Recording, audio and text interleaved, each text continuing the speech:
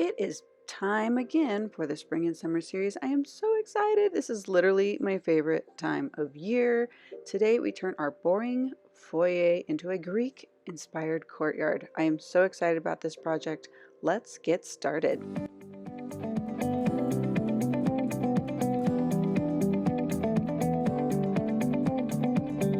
Open up my eyes, it's a brand new day. No more mew, I'm gonna hop on a plane. Let's get out of this town, take the next flight out. I wanna go somewhere.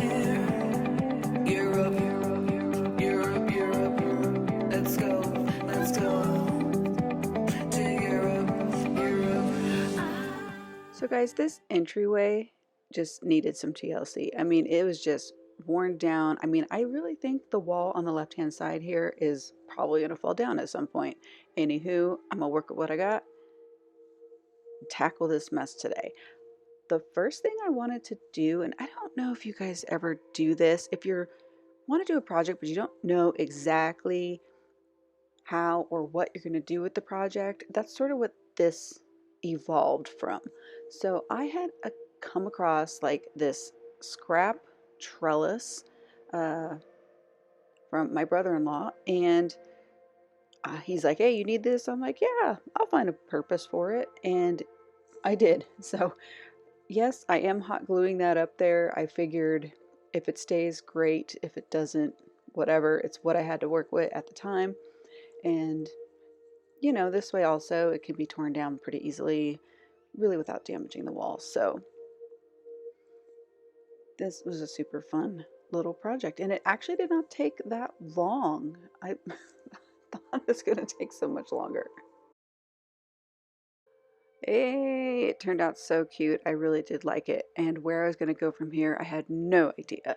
But I did have this old lady grocery cart, which my husband made fun of me forever, but it actually came in handy because we don't have a garage. And to haul groceries all the way from the car to the kitchen in like 5 or 6 trips was like mania. Okay, so when this grocery cart is not being used for grocery hauling, I fill it up with logs and I utilize it as like a log holder. I don't know if you have firewood where you live from natural elements around you, but we do here, and you have to air it out, let it dry out, and put it in a place where the termites can kind of die out or whatever might be in there. So what I did is create this little scrap piece of wood to fit as a tabletop. Also, I had no table and chairs in this area at this point, so I was trying to kind of like work with what I had. And we're just trying to make it pretty for the summer right here. So I thought, you know, I would play a little bit with trying to figure out how I'm going to do this. Do you guys do this? Put it in the comment below. Do you try to play with just other items around your house? These are actually scarves that I'm using for sort of a runner on this tabletop for the time being. I eventually remove that and don't use it because, well, it's summer now, and so I'm going to be using those. But it just seemed to turn out really cute, and I really enjoyed doing that. And I do end up moving this to the other side because I'm going to paint the middle of this foyer with a really cute Greek inspired painted rug. Super cute. So yeah, I did end up hot gluing again some flowers, mock flower box situation. So okay, we're going to move on to the really big project that just sort of, again, another thing that just sort of popped in my head. I think I was Pinteresting, like, what can I do with an entryway? And so I just got a generic gallon of paint, white. Is it semi-gloss, flat? I don't know. I don't think it really matters, indoor, outdoor, honestly. I literally use whatever paint for whatever. I don't even care. I will put like a little glaze over this in the end to protect it so that it doesn't peel off. But The first thing I did was section off with some black electrical tape. Again, it's what I had. I didn't have painter's tape, but this electrical tape worked pretty well. For the pattern, I got one of those natural sponges that you get in the craft store and some stencils with like a design that I thought would be fun and sort of go along with this Greek inspired theme I was thinking of. As you can see, I just kind of blotted. I mean, I was doing this trial by error. I hadn't done anything with a stencil in quite some time. I love projects and I love crafting, so merging these two fun time things was actually pretty fun for me. And if you notice, I pulled those lawn chairs, those lounging wooden chairs from the backyard. Last year, those were in the backyard. They just weren't getting that much use, to be honest. And I thought, why not butt the ends of them together, push them against this wall? Now it looks like an actual seated bench. I pulled those pillows from the living room couch. They weren't being used actually. And so when things aren't getting used, they tend to move outside. It's just kind of how I will operate, I guess. Instead of throwing it away or donating it, I just see, well, where can I use this outside?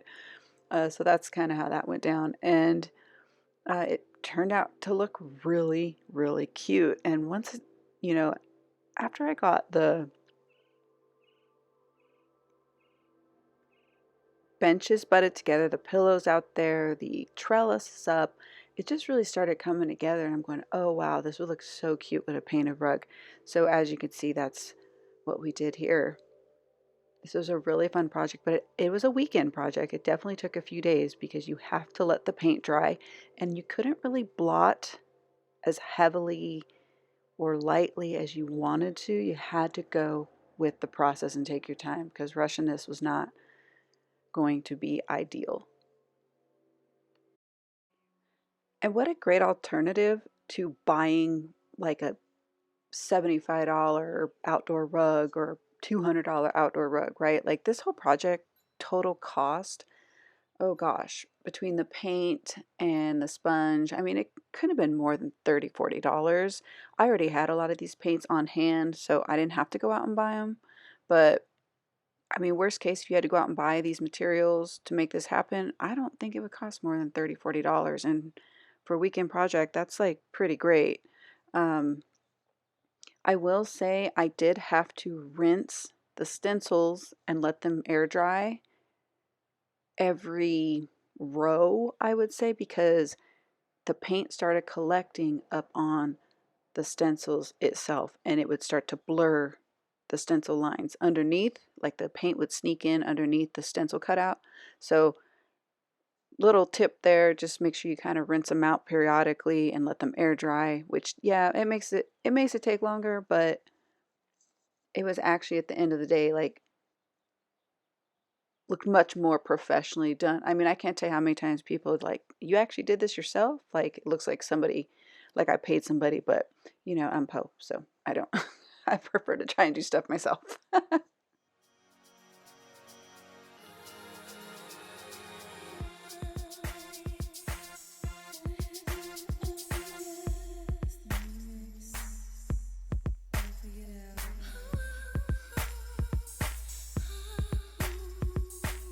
So if you're wondering how I came up with how to do the pattern for the stencils, honestly, I just rotated them around as I went because I didn't want to do it all the same exactly. Because, I mean, if you ever look at like those Greek tiles that are on the walls or on the floors or whatever, like in Greece and all that stuff, from my recollection, I don't think it's all like exactly symmetrical and identical, whatever. It is repetitive, right? The design, but so I just try to flip them around and give it a little more like depth of interest, and that's how I came up with how I'm doing the pattern.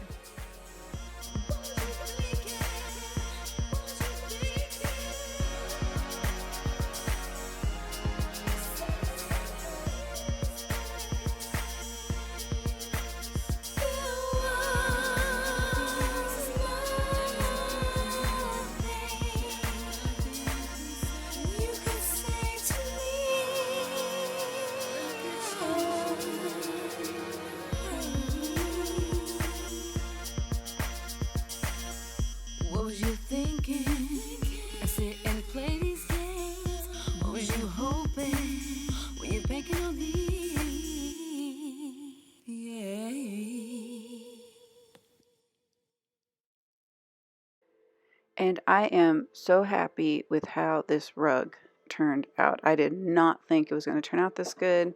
It looks so cute. I mean, look at that. So what I did, I used a Modge Podge high gloss and did just a clear coat over the entire top of that so that it would help protect the paint from peeling or chipping, and I could get a little longer use out of this for, like, you know, a couple years or so. I added a few extra touches with some greenery and summer. We put the table and chairs in there. Cute little accent of a bike. I'd love to ride that more. I probably should. And welcoming summer. I'm so excited. This Greek inspired courtyard, foyer, entry. I think I'm going to call it a courtyard. I'm just loving calling it a courtyard. For now is completely finished. I could not be happier with how it turned out.